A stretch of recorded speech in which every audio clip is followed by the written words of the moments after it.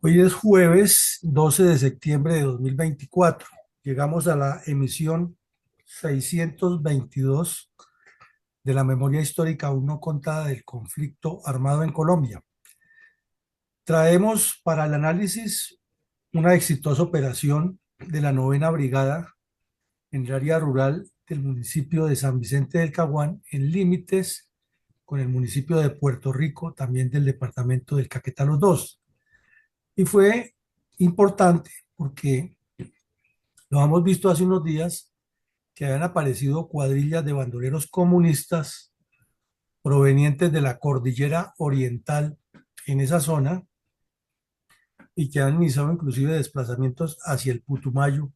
reclutando campesinos y amedrentando a los colonos de la Intendencia del Caquetá y de la Comisaría del Putumayo en esa época, que luego fueron sacando a relucir su verdadera intención ideológica y quedó verificado y comprobado que se trataba de miembros del Partido Comunista y desde luego integrantes de las nacientes FARC que han iniciado a desarrollar lo pactado en la segunda conferencia constitutiva del grupo criminal en 1966. Esta operación fue contundente y clara, pero ocurrió en un entorno que ya lo miraremos en su contexto y entenderemos mejor que ya Colombia se había descompuesto completamente de esa violencia tripartidista de los años 50 y 60, ahora en una franca autopista de violencia netamente comunista y había llegado con fuerza a regiones como el Caguán y otras como Arauca, donde históricamente habían existido los conflictos entre liberales o conservadores y no han sido tan fuertes como en otras regiones del país, y aquí iniciaba a volverse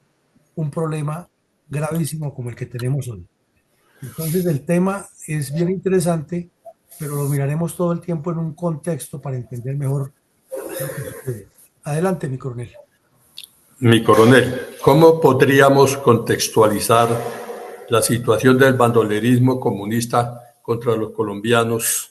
en septiembre de 1967, cuando ya el presidente Carlos Lleras Restrepo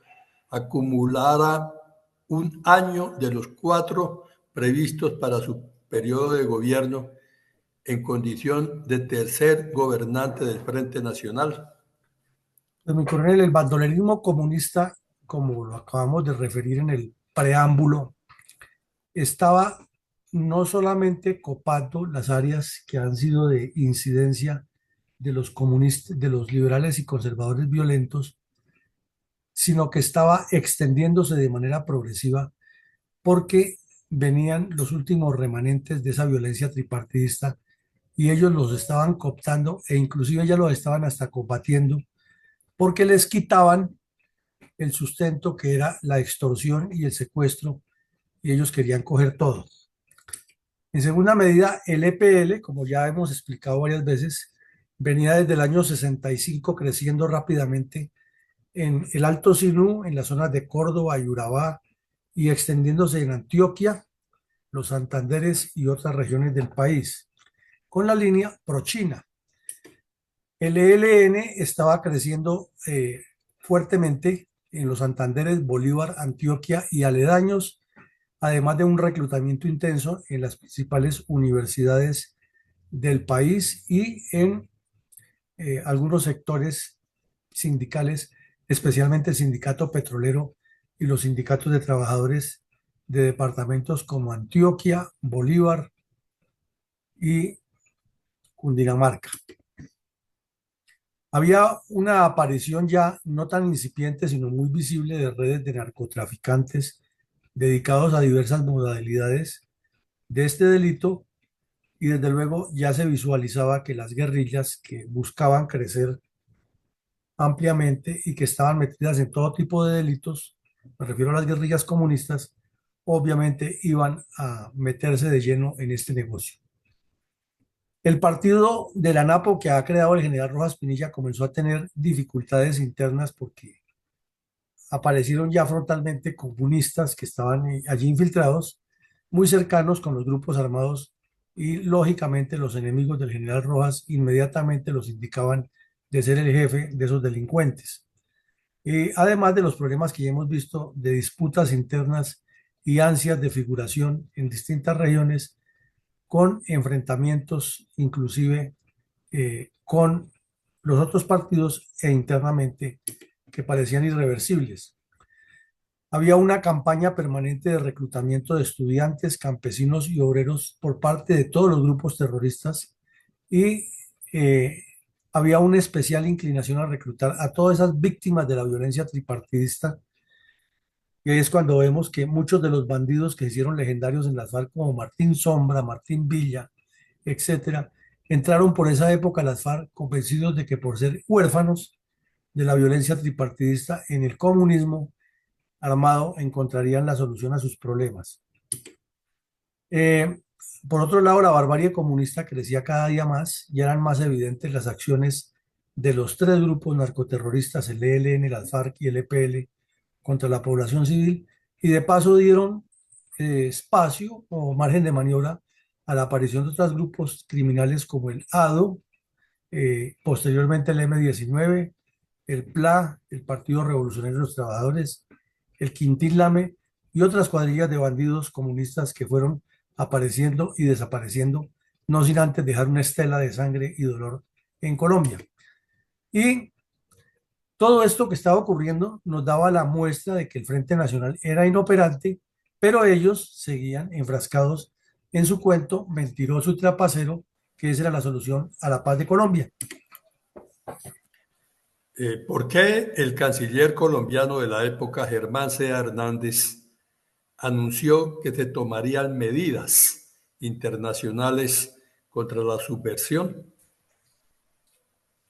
Pues mi coronel, resulta que por esos días ocurrieron muchas acciones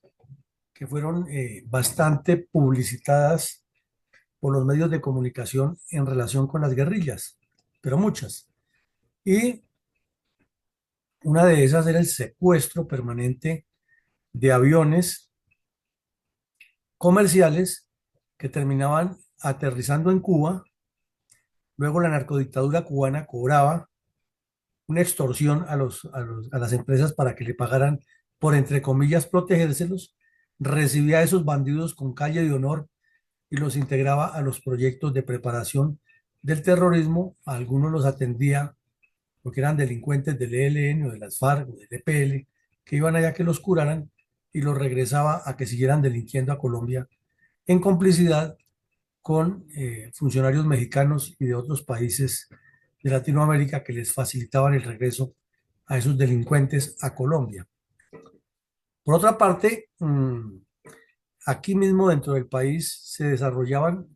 muchas acciones criminales. Hemos visto varias del EPL en el sector de el Sinú y la Mojana, etcétera. Hemos visto también que las FARC seguían delinquiendo, que hubo unas emboscadas terribles por esa época contra las fuerzas militares, que hubo ataques a poblados y se multiplicó la extorsión, el secuestro, pero además había mucha prueba de la cercanía de la narcodictadura cubana con estos grupos criminales. Entonces, cuando el canciller hablaba de las medidas preventivas, era que se ha convocado una reunión de cancilleres de Latinoamérica en el cual supuestamente se iba a pedir que se aplicara el Tratado Interamericano de Asistencia Recíproca de todos los países afectados contra Cuba, habida cuenta que a Cuba la protegía la dictadura soviética. Entonces, el canciller dijo que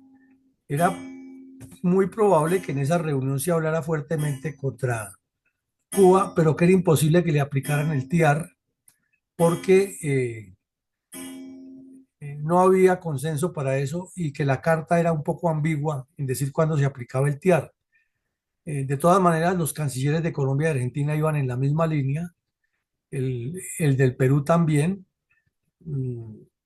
Recordemos que desde la aparición del Che Guevara en la cumbre de Punta del Este en el 61, se había caldeado el ambiente, ya algunos países habían roto relaciones con la dictadura cubana Entonces, a lo que se refería el canciller era que se iban a buscar medidas de cooperación internacional, verbigracia, evitar que le llegaran armas eh, para desde el exterior de los países más afectados, enviarlas eh, de manera clandestina para fortalecer los grupos como el ELN en Colombia u otros. También que se iban a hacer unos acuerdos para unas medidas internas, decretos, leyes y procedimientos para combatir el terrorismo en cada país. Unos patrullajes coordinados por los países afectados en las zonas costeras con el fin de trabajar en conjunto y con inteligencia conjunta la lucha contra el terrorismo. Era un poco más bien como de conciliación internacional, ya que no era tan fácil coordinar todas estas actividades ni encontrar que todos los gobiernos cooperaran como sigue sucediendo con la subversión terrorista comunista en Latinoamérica. Ese más o menos fue el mensaje que dio el señor Sea Hernández.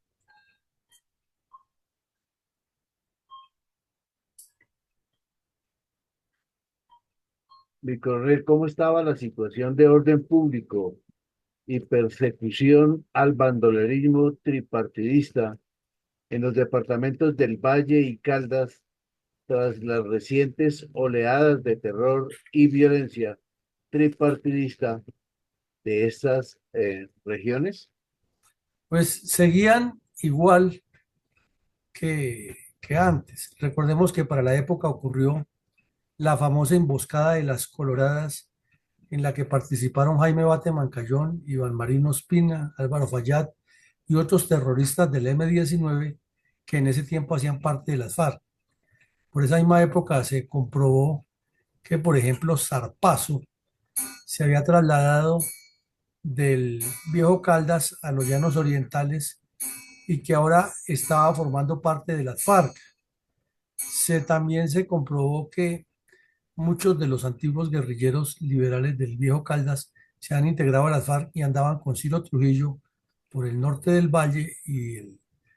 ahora departamento del Quindío y Risaralda, distribuyendo propaganda comunista y cometiendo barbaridades. Entonces, en síntesis, el problema ahí estaba virando ya, no gradualmente, sino rápidamente, de guerrilla liberal del MRL a guerrilla comunista. Mi coronel, ¿cuál es la información general del secuestro del avión HK-757 de la empresa aérea Aerocóndor, secuestrado por 5 terroristas del ELN y desviado hacia Cuba con el fin de transportar a Fabio Vázquez Castaño para que se le practicara un tratamiento médico especializado?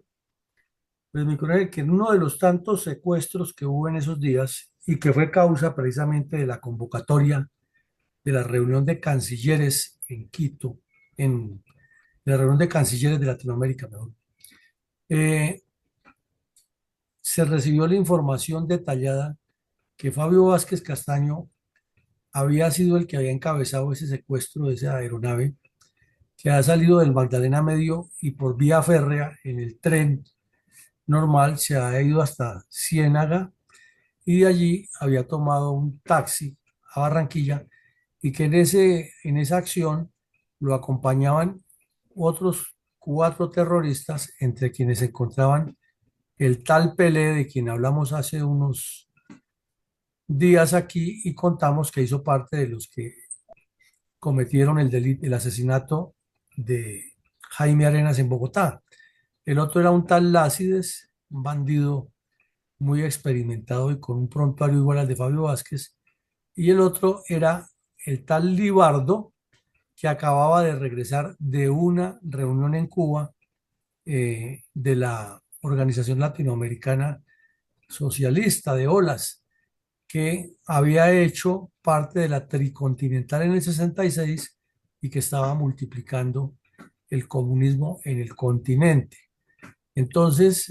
cualquier lego en la materia deduce que ese era uno de los coordinadores de los secuestros de los aviones desde Colombia hacia Cuba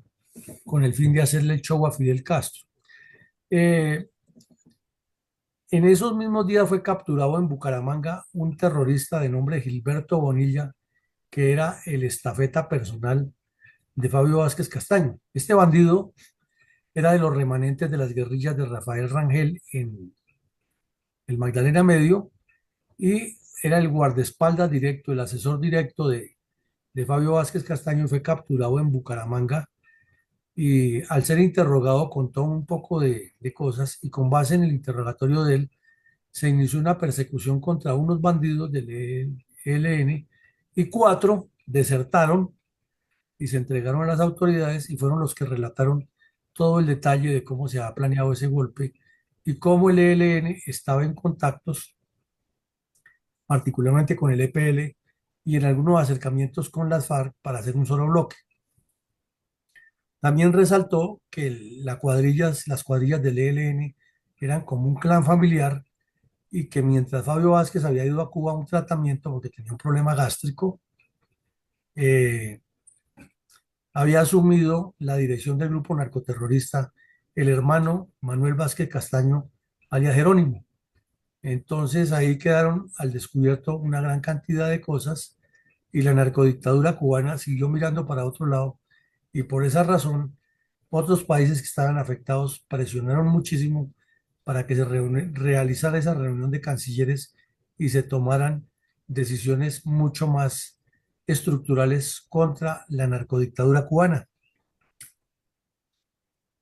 Mi coronel, ¿cómo incidió la muerte de unos bandoleros venezolanos en la lucha del Estado colombiano contra los terroristas del ELN y las FARC?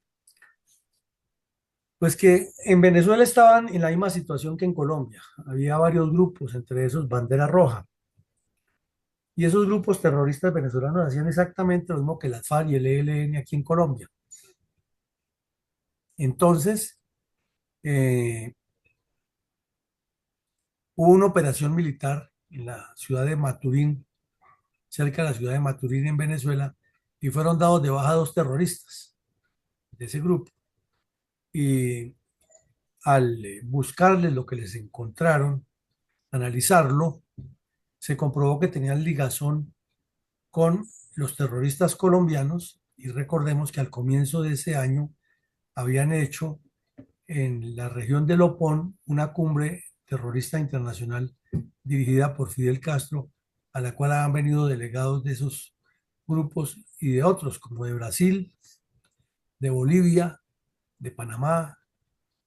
México, etcétera.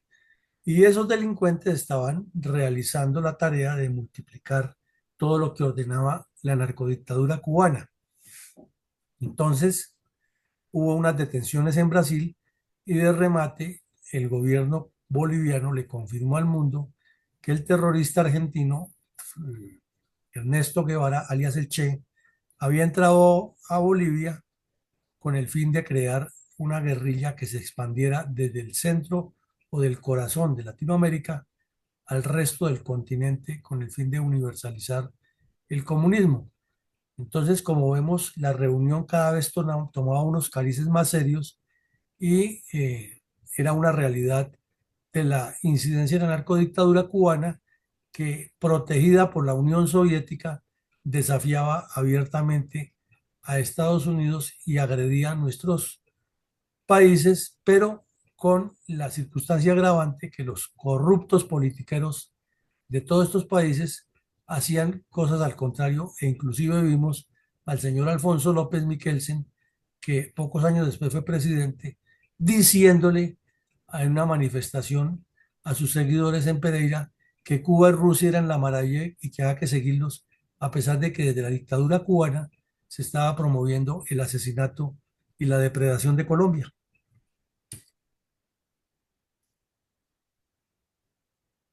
Mi coronel, ¿cuál fue la razón de la reunión binacional de los presidentes Carlos Lleras de Colombia y Raúl Leoni de Venezuela durante la inauguración del puente internacional sobre el río Arauca? ¿Y cuál fue el contenido del discurso de Lleras Restrepo durante la cumbre binacional? Bueno, en ese momento Venezuela comenzaba a crecer y a ser muy visible con la riqueza petrolera. y se había acordado en la frontera binacional de Colombia, en Arauca, la construcción de un puente que fue rápidamente construido, afortunadamente, porque los dos países aportaron los recursos y se construyó un puente muy importante para unir a Colombia y Venezuela en el sector de Arauca. Para la inauguración de ese puente viajaron el presidente de Colombia, Carlos Lleras Restrepo, y el presidente de Venezuela, Raúl Leoni. Y con una agenda muy bien organizada, durante 3 horas en ese sitio, hablaron de muchas actividades bilaterales, como el comercio, la migración, la contratación de mano de obra especializada de colombianos que iban a trabajar a Venezuela, los requisitos migratorios y desde luego el tema central, la relación que tenían las guerrillas de los dos países que estaban afectando la estabilidad binacional. Entonces, en su discurso, muy breve, pero muy concreto, el señor Lleras eh, dijo que la agenda tenía 6 ejes sobre los cuales iban a trabajar, ya mencionamos algunos de esos. En segunda medida, que aunque en la reunión de cancilleres recientemente realizada a la que se refería Germán C. Hernández, habían tenido dificultades porque no han logrado la unidad latinoamericana para poner en cintura la narcodictadura cubana, seguirían buscando las fórmulas para presionar a la narcodictadura y a los grupos terroristas de manera conjunta, que por esa razón Colombia estaba organizando una reunión de líderes políticos latinoamericanos para volver a tratar el tema en Bogotá y buscarle un consenso de actuación colectiva contra el terrorismo y los planes de la narcodictadura cubana.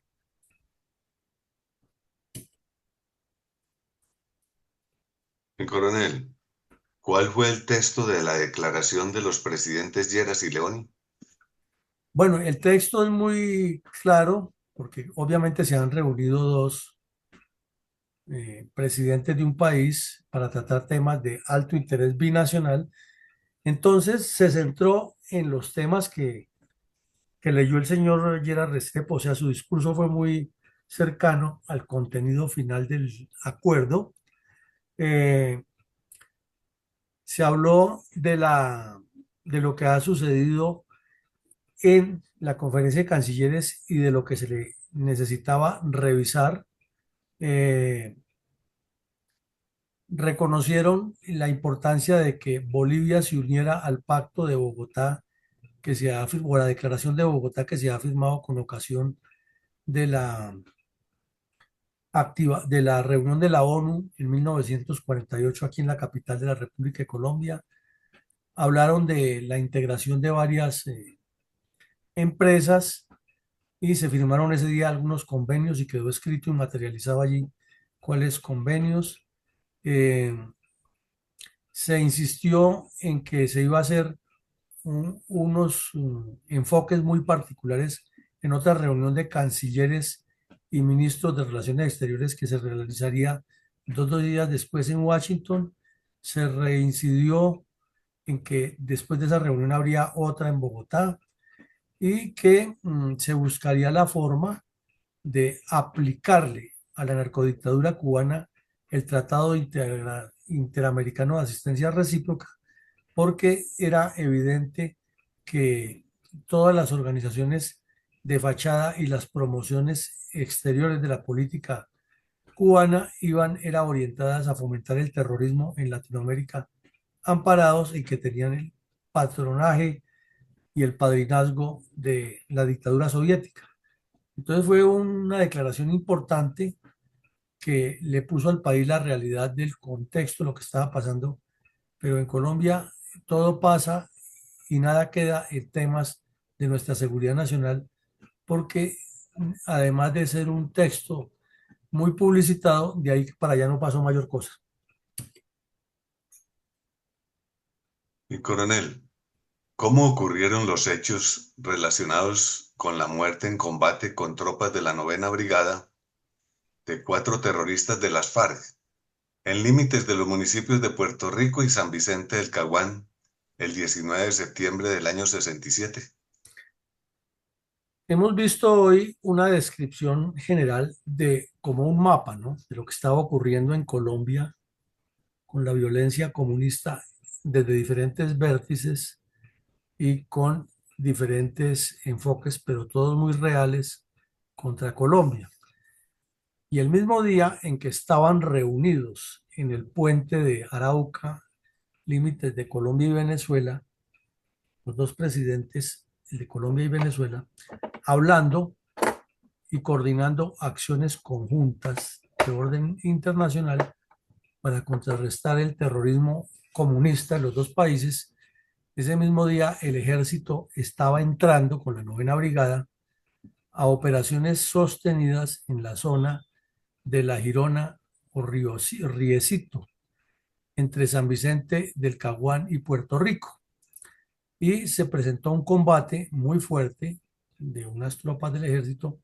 que buscaban al delincuente Januario Valero, que era el más nombrado. Pero esto eran cuadrillas que ya tenían toda la formación en el Pato, el Guayabero, donde se han estructurado como terroristas. Muchos eran, ya lo dijimos, exguerrilleros liberales, otros eran gente que había estado combatiendo en Marquetalia y Río Chiquito y en el mismo Pato, y tenían experiencia ya de organización de campesinos, de asesinar campesinos, de secuestrar, etcétera.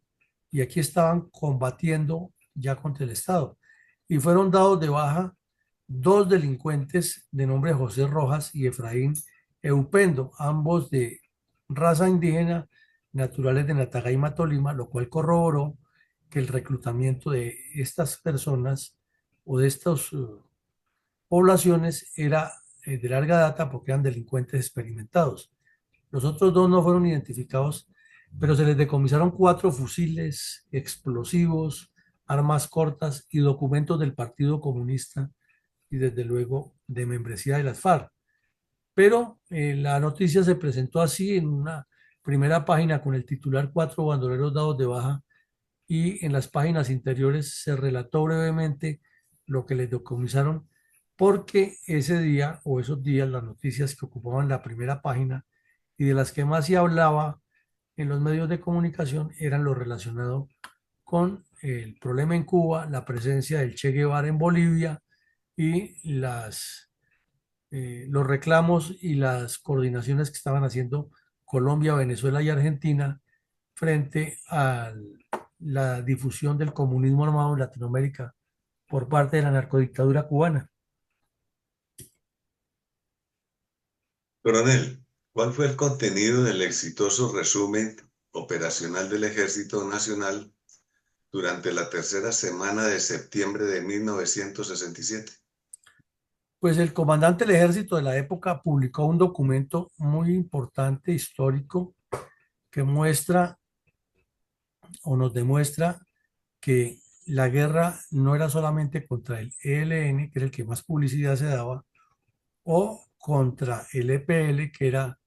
la guerrilla más visible en el noroccidente del país, sino que 2 años después de las operaciones en Marquetalia y Río Chiquito, la violencia no se había disminuido en la región, sino que por el contrario se había extendido. Y relata que la 9ª Brigada, en 3 operaciones diferentes, dio de baja 7 bandidos en la misma región, y que unos eran de la cuadrilla de Joselo, otros eran de la cuadrilla de Tiro Fijo. Algunos habían participado en unos crímenes recientes como el asesinato de una niña de nombre Luz Emma Olaya, y habían estado en acciones terroristas eh, en diferentes partes del país, y que inclusive como remate de corrida en la 8ª Brigada se había dado de baja a otro bandido con un prontuario muy grande que le decían alias el Llanero, de quien hablaremos mañana. Entonces, este era el resumen de una semana solamente contra las FARC, sin contar lo que estaba ocurriendo contra el EPL y el ELN en otras partes del país. En síntesis, La situación estaba muy caldeada y a pesar de tantas evidencias que el gobierno tenía que enfrentar tantas eh, situaciones complejas en el orden nacional e internacional, se siguiera hablando de la politiquería del Frente Nacional y era más importante la repartija de puestos y no se visualizó a futuro una proyección para solucionar el problema. Entonces, había actividades de narcotraficantes en Colombia para la época de los hechos que hoy estamos analizando. Aquí vemos la fecha del periódico que está en pantalla, el mismo día en que están reunidos en los límites de Colombia y Venezuela los dos mandatarios, en que el ambiente latinoamericano está caldeado por la incidencia de la narcodictadura cubana en apoyo a los grupos terroristas, en que en Bolivia hay una acción intensa de las tropas para localizar a Che Guevara, de quien se tiene información que está allá, y al mismo tiempo en que en Brasil y en Venezuela hay combates con guerrillas comunistas. Aquí en Bogotá, y en un allanamiento, el F2 logra en el centro de la ciudad capturar a estos sujetos que vemos en las fotos que están en pantalla, vinculados con una red de tráfico de narcóticos de alta eh, gravedad en el uso de los consumidores de todo tipo. Había allí marihuana, cocaína, anfetaminas, etcétera, y estaban haciendo la distribución en unos hoteluchos en el centro de la ciudad. Inclusive, por esos días también se presentó el crimen de un sujeto que estaba metido en varias actividades relacionadas con el narcotráfico y el robo en la ciudad. Fue encarcelado y desde la cárcel se ordenó el asesinato de su compañera sentimental, era una de las distribuidoras de esta droga, y luego lo asesinaron a él. Entonces, en síntesis, el narcotráfico comenzaba a tener ya fuerza e incidencia en la situación de inseguridad en el país, y desde luego es obvio de suponer que tanto la narcodictadura cubana, que ya estaba metida con los narcotraficantes, eh, y los grupos terroristas colombianos estaban metidos en eso. Inclusive se detectó que esta gente tenía contactos con delincuentes mexicanos, y que el sitio, la caleta, como dicen ellos en su lenguaje delictivo, estaba ubicado en la carrera 15 con calle 17, ahí cerquita al barrio Santa Fe, en el centro de Bogotá. Entonces, vemos que este tema del narcotráfico y la subversión han estado relacionados desde el inicio de estos grupos criminales. Visto los anteriores orígenes de la violencia política colombiana, ¿hay esperanzas creíbles de que Petro logre algún acuerdo de paz con los actuales grupos de bandoleros comunistas, incluidos los carteles de narcotraficantes de la FARC, el ELN y el Clan del Golfo? Pues para comenzar a responder esa pregunta, miremos un hecho de la época. Y el hecho de la época es que el señor J. Emilio Valderrama, que era uno de los dirigentes del Partido Conservador, armó un escándalo mediático y dijo que existía un acuerdo del Frente Nacional muy claro, en el que el Partido Conservador y el Partido Liberal se repartían como si fueran los dueños del país los gobiernos del Frente Nacional, y que se sabía que el señor Lleras Restrepo tenía que entregar la presidencia en 1970. Muy bien lo decían ustedes al inicio del conversatorio, que estábamos hasta ahora en el primer año del señor Lleras Restrepo. Y ya lo hemos dicho anteriormente, que el señor Lleras Restrepo desde 1961 cuando estaba terminando el gobierno, su primo, y hasta ahora se visualizaba que el candidato que tenía que ser conservador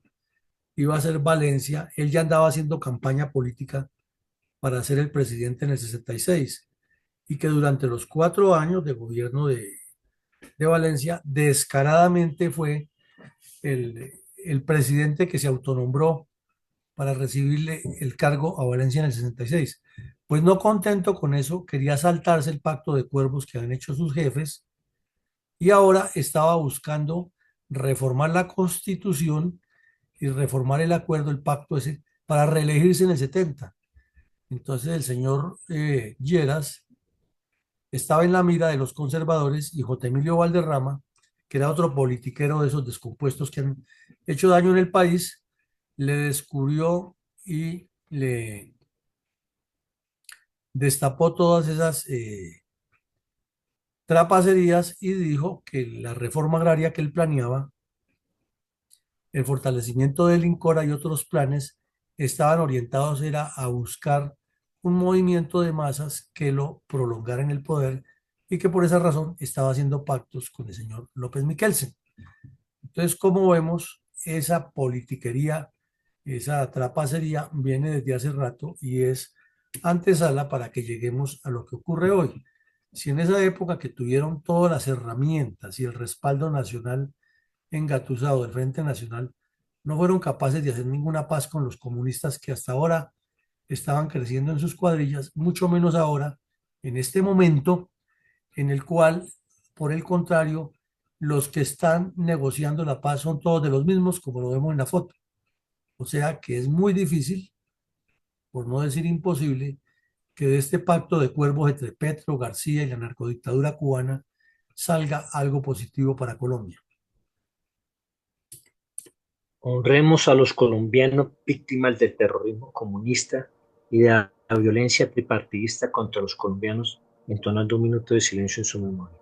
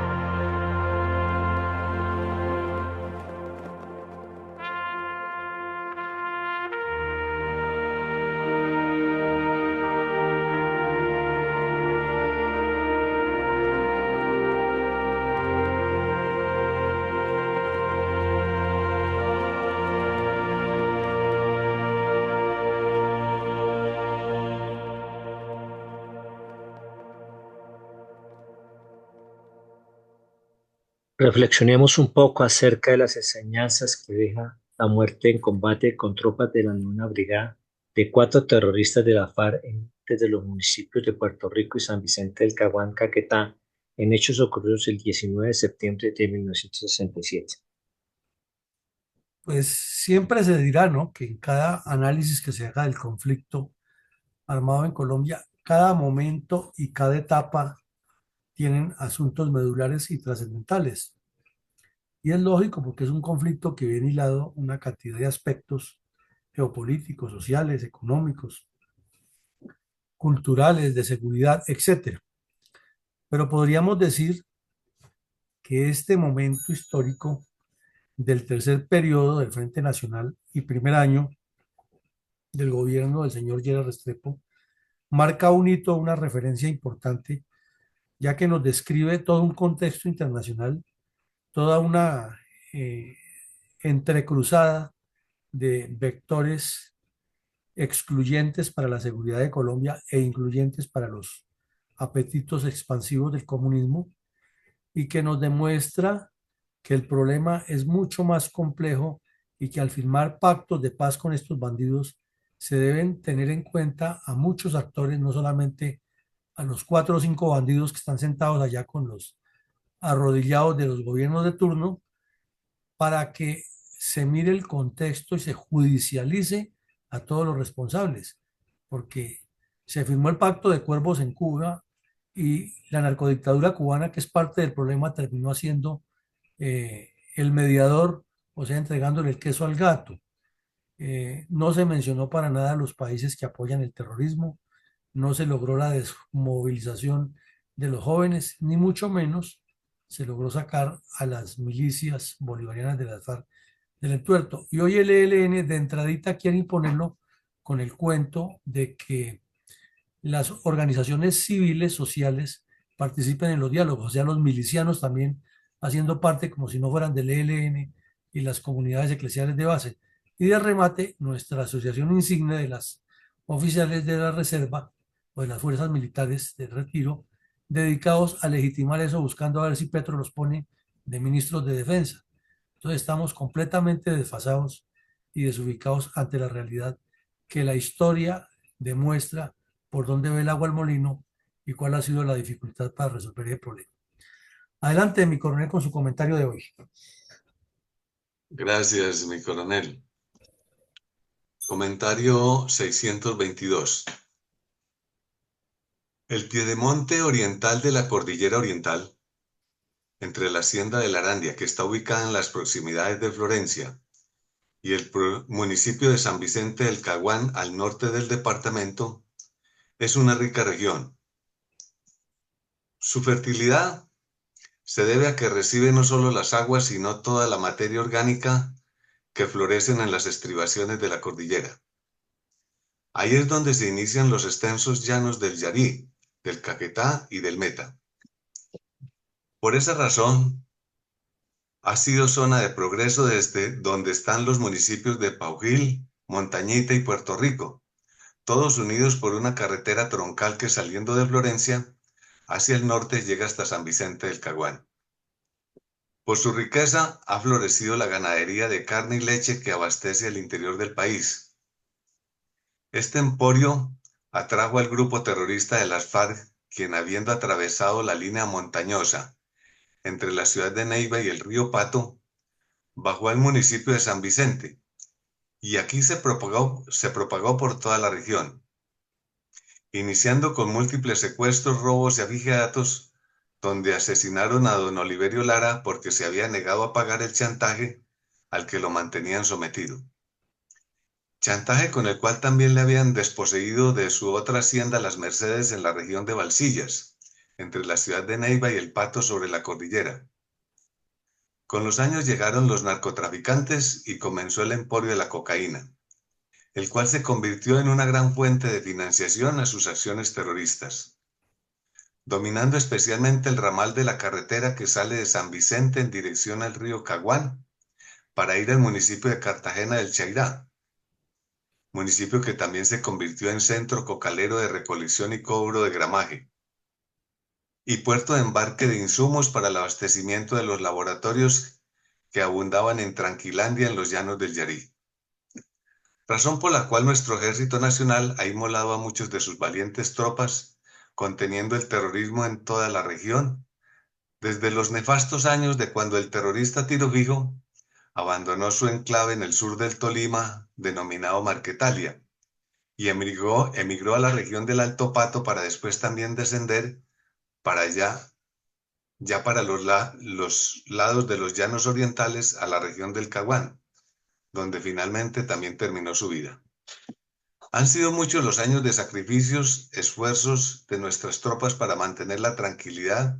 el orden y la ley en esta rica región, que es un emporio de desarrollo para toda la nación. Por eso en el día de hoy hemos rendido homenaje a todos los soldados que han sido sacrificados en el bien de la patria. Muchas gracias, mi coronel. Bueno, muchas gracias, mi coronel, muy amable. Describe usted, hace una radiografía interesante, historiográfica, geográfica y desde luego geopolítica de esta rica, hermosa y olvidada región